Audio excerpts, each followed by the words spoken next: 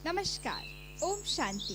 प्रिय दर्शकों, बहुत बहुत स्वागत है आपका अपने कार्यक्रम में, जिसका नाम है आओ चले सत्युग की ओर। दर्शकों, किसी भी सभ्यता की पहचान वहाँ की शिक्षा पद्धति के अनुसार हम कर सकते हैं। जी हाँ, आज का हमारा विषय है शिक्षण पद्धति। तो इस विषय पर बातचीत करने के लिए हर बार की तरह हमारे साथ उपस्थित हैं आदरणीय लक्ष्मी दीदी जी। आइए हम उनका स्वागत करते हैं। दीदी जी, बहुत बहुत स्वागत है आपका हमारे इस कार्यक्रम में। ओम शांति। दीदी जी, अब तक आपने हमें सत्युगी दैवी दुनिया के विषय में बहुत कुछ बताया। सत्युगी दुनिया को कहा ही जाता है संपूर्ण पीस, प्योरिटी और प्रॉस्पेरिटी की दुनिया। दीदी जी, अब आप हमें वहाँ की शिक्षण पद्धति के विषय में बताइए। ये तो सच बात है कि शिक्षा किसी भी समाज का दर्पण होता है। हम जानते हैं कि सत्युग में हर मानव अपने नैतिक मूल्यों के शिखर पर था, नैतिकता उच्चतम स्तर पर थी और हर मानव सिविलाइज्ड था वहाँ। तो वहाँ पर शिक्षा बहुत उच्च कोटि की होती है। हालांकि वहाँ पर शिक्षा एक मनोरंजन के रूप में चलती है। आज की तरह इतने भारी शिक्षा पद्धति नहीं होती है, लेकिन वहाँ पर शिक्षा पद्धति बहुत ही मनोरंजक रूप से चलती है। इतनी मनोरंजक तरीके से शिक्षा दी जाती है। अच्छा दीदी, वहाँ पर सिलेबस भी होता है? वहाँ पर पढ़ाई का पाठ्यक्रम तो जरूर होगा ना। तो जैसे छोटे बच्चे हैं, बड़े हैं, तो उनका पाठ्यक्रम जरूर होगा। तो पाठ्यक्रम के आधार से ही वहाँ पर पढ़ाई होती है। ज्ञान छोटे बच्चों का जैसे है तो वो पहेलियों के रूप से, जैसे बड़े हैं तो उनके स्तर के आधार से दिया जाएगा। और सिलेबस तो हर चीज में चाहिए ही, तो सिलेबस वहाँ पर होता है। और पर वहाँ पर जो अध्ययन की विधियाँ हैं वो बहुत सुंदर होती हैं, बहुत श्रेष्ठ होती हैं। जैसे यहाँ पर तो कोई भी चीज़ की पढ़ाई को लर्न करने के लिए, याद करने के लिए मेहनत करनी पड़ती है, लेकिन वहाँ इतनी मेहनत नहीं होती है। अच्छा। कारण क्या है कि एक तो बुद्धि पूरी तरह से फ्रेश होती है, विकसित होती है और फ्रेश होती है। तो कोई भी चीज थोड़ी सी बस पढ़ेंगे तो वो स्मृति में आ जाती है। तो एक बात। दूसरी बात ये भी देखी गई है कि वहाँ पर जो स्टडी होती है तो वो देख करके और सुन करके, तो माना चित्रकला और जो म्यूजिक होता है, तो उनके आधार पर भी शिक्षा की पद्धति चलती है। तो वहाँ नए नए तरीके से ध्वनि के माध्यम से, और वो जो ध्वनि वहाँ पर निकलती है उन वाद्य यंत्रों से भी, वाद्य यंत्र होंगे, वाद्य यंत्र होते हैं और बहुत सुंदर, हाँ, गोल्ड के उस पे भी हीरे जड़ित होते हैं। और वो उनसे जो ध्वनि उत्पन्न होती है तो बहुत सुंदर संवाद जैसे होता है, जैसे एक दूसरे से तालमेल स्थापित करती है और वो एक मैसेज देती है, एक आनंदमय संबंध स्थापित करती है। तो वहाँ पर ये भी एक विशेष वहाँ का शिक्षा पद्धति में ही कहेंगे। तो वहाँ की भाषा और संस्कृति भी बहुत ही उच्च कोटि की होने के कारण उनके जो प्रत्येक चीज जो है वो सुंदर तरीके से, चित्रकला बहुत सुंदर तरीके से हर चीज को प्रदर्शित करती है। और जो संगीत होता है वो भी अपने उच्चतम स्तर का होता है। तो इसीलिए वहाँ पर जो चारों ओर का वातावरण होता है वो भी बहुत सुंदर रमणीक होता है। अच्छा दीदी, जैसे आज हम लोग दिल्ली में रहते हैं और दिल्ली में बहुत सारे कॉलेज हैं जहाँ पे हम पढ़ने के लिए जाते हैं। आपको जो स्टडी करनी है, जिस प्रकार का सब्जेक्ट लेना है, उस हिसाब से कॉलेज होते हैं। क्या सत्युग की श्रेष्ठ दुनिया में देवी देवताओं के भी अलग से कॉलेज होते हैं? वहाँ पर भी स्कूल भी होते हैं और कॉलेज भी होते हैं। और उसमें ये भी मैं बता दूं कि जो प्रजा है तो प्रजा के स्कूल अलग होंगे और राजा महाराजाओं के स्कूल अलग होंगे, उनके बच्चे जो पढ़ेंगे, और उनके कॉलेज भी ऐसे ही अलग होंगे, उनकी स्टडी भी अलग होगी, क्योंकि जो राजा महाराजाओं के प्रिंस प्रिंसेस होंगे तो वो अपने जैसे बड़े होंगे तो राज विद्या की स्टडी करेंगे, और जो प्रजा होगी बाकी के सब्जेक्ट्स जैसे कारपेंट्री है, या कहो कि जो भी वहाँ के सब्जेक्ट हैं। अच्छा दीदी, हम जानना चाहेंगे कॉलेज का एनवायरनमेंट कैसा होगा वहाँ पर? क्या हमारी तरह रेड कलर की बिल्डिंग, जैसे दिल्ली के फेमस कॉलेज की अलग अलग बिल्डिंग्स होती हैं, फ्लोर्स होते हैं? भी होंगी, फ्लोर तो नहीं होते हैं। सत्युग में कोई भी चीज फर्स्ट सेकंड फ्लोर नहीं होते हैं, क्योंकि स्थान इतने ज़्यादा हैं, स्थान इतने बड़े बड़े होते हैं, फ्लोर बनाने की वहाँ आवश्यकता नहीं है, जनसंख्या कम होती है। तो वहाँ पर ज़्यादातर स्टडी खुले आंगन जैसे में होगी, आसमान के नीचे पेड़ पौधों के सुंदर वायुमंडल में चारों तरफ प्रकृति का सौंदर्य होगा, और वहाँ कोई इनसिक्योरिटी तो है नहीं कि बारिश हो जाएगी या तेज धूप होगी या कुछ ऐसा, और वो बड़ी रमणीकता से और प्रैक्टिकल एजुकेशन ज़्यादा होगी। दीदी, अब हम जानना चाहेंगे कि जब आपने हमें बताया कि प्रजा के बच्चों के स्कूल कॉलेज अलग होंगे और राजघराने के बच्चों के स्कूल कॉलेज अलग होंगे, तो अब हम ये जानना चाहेंगे कि वो दोनों किस प्रकार के सब्जेक्ट्स पढ़ते होंगे?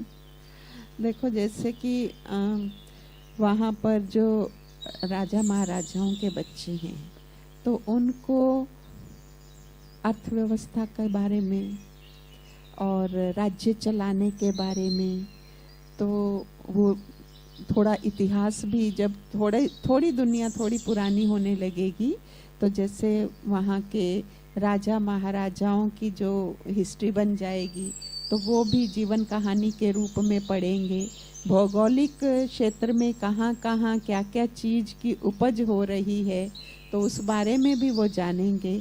और प्रजा जो है, प्रजा के अलग अपने विषय होंगे, हाँ, जैसे मैंने कहा कि कारपेंट्री है, व्यवसाय का है, फिर डिफरेंट व्यवसाय के भी डिफरेंट सब्जेक्ट्स हो सकते हैं।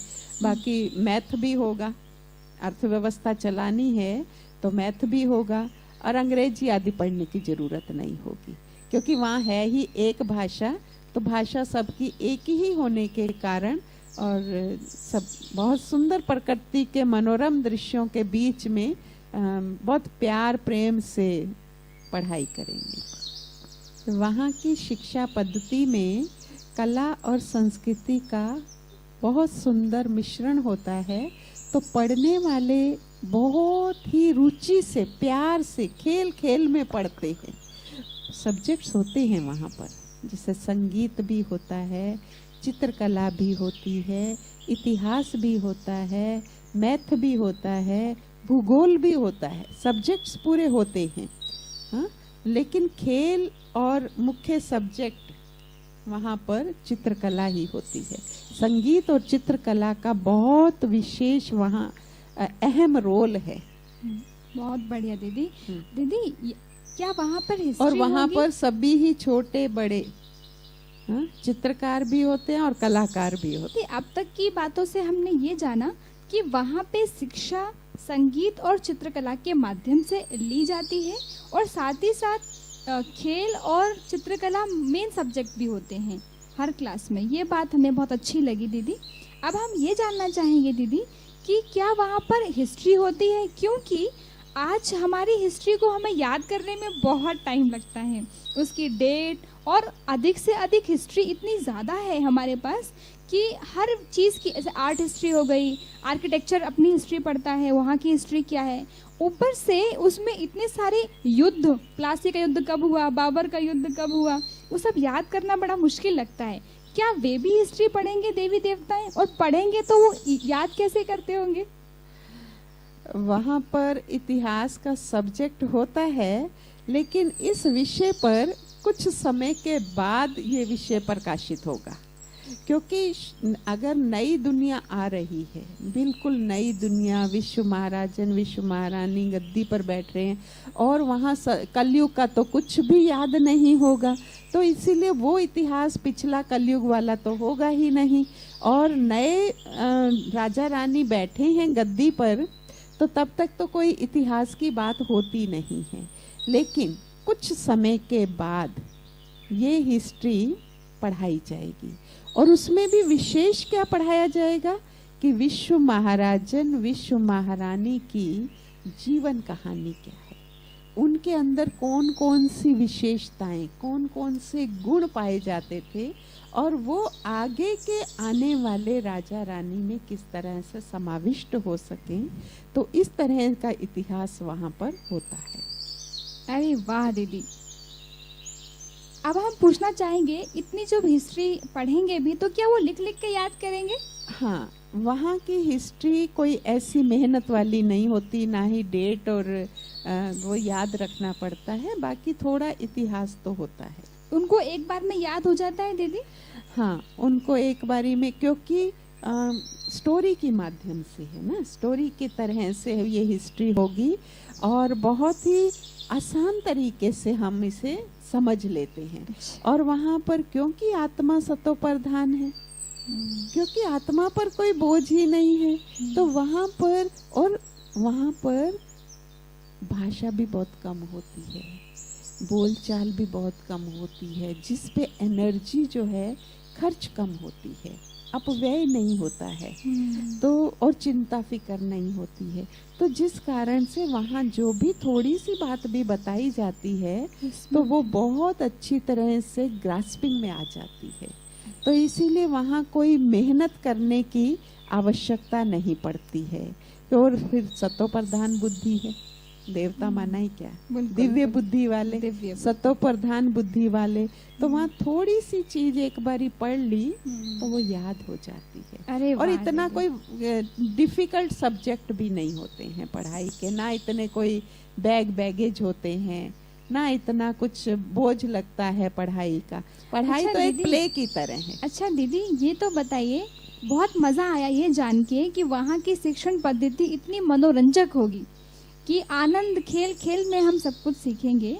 तो अब हम ये जानना चाहते हैं कि जैसे आज के समय में हमें बहुत सारी लैंग्वेज सीखनी पड़ती है, जैसे कहते हैं आज की इंग्लिश सीखना बहुत ज़रूरी है, या फिर कोई फ्रेंच सीख रहा है, कोई अन्य भाषाएं रशियन सीख रहा है, तो क्या वहाँ पे जो जैसे आपने हमें बताया ज्योग्राफी भी होगी, आपने हमें बताया इतिहास भी होगा, तो क्या वहाँ अलग अलग भाषाएं सीखने की क्लासेस लेंगे? नहीं, वहाँ जरूरत नहीं होती है। और वहाँ जो इतिहास भी होता है वो संगीत और कविताओं के माध्यम से ही दिया जाता है। तो वहाँ की मेन जो कलाएं हैं वो संगीत और कविता। तो भाषा कौन सी होगी?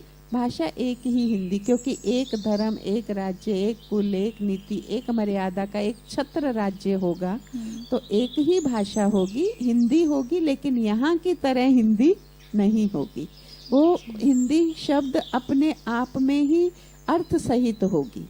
तो अर्थ सहित, अभी यहाँ की जो हिंदी है वो हिंदी भी इंग्लिश मिश्रित है, तो वहाँ पर शुद्ध हिंदी होगी और शब्द ही अपने आप में अर्थ क्लियर करेगा। तो इस तरह से भाषा जो है एक ही भाषा, क्योंकि एक छत्र राज्य है, यहाँ की तरह नहीं कि हर 100 कोस की दूरी पर भाषा चेंज हो जाए, तो वहाँ ऐसा नहीं होता है, वहाँ एक ही भाषा होती है। फिर तो हम बहुत सारी चीजों से फ्री हो जाएंगे, ना हमें ट्रांसलेटर चाहिए, ना हमें अलग अलग स्थान पे कोई परेशानियों का सामना करना पड़ेगा, सारा समाज एक ही बोली बोल रहा है। कितनी सुंदर दुनिया होगी वो। तो प्रिय दर्शकों, आज हमने जाना कि सतयुगी श्रेष्ठ दुनिया की शिक्षण पद्धति कैसी होगी, और उसे जानकर तो हमें ऐसा लगा कि अवश्य ही वहां जाने के लिए हमें श्रेष्ठ पुरुषार्थ अभी से करना चाहिए। और आपकी जानकारी के लिए हम आपको बताना चाहेंगे कि यही वो समय चल रहा है जब स्वयं परमपिता परमात्मा ईश्वरीय पढ़ाई पढ़ा रहे हैं और इस पढ़ाई को पढ़ाने का जो नाम है वो है राजयोगा मेडिटेशन। इस नाम से जो पढ़ाई पढ़ाई जाती है उसमें हमें सत्युगी दैवी दुनिया में जाने के लायक हम कैसे बने यह शिक्षा मिलती है। तो यदि आप भी उस परमात्मा की ईश्वरीय फैमिली का हिस्सा बनना चाहते हैं तो आपको सीखना होगा राजयोगा मेडिटेशन, क्योंकि यह समय पूरे चक्र में एक ही बार आता है। तो आइए अपने स्वस्वरूप को पहचान कर उस निराकार परमात्मा से सत्युगी श्रेष्ठ दुनिया का जन्म सिद्ध अधिकार प्राप्त करें और सीखें राजयोगा मेडिटेशन। तब तक के लिए दीजिए इजाजत और सीखिए राजयोग। नमस्कार, ओम शांति। सा रे सा नी सा रे सा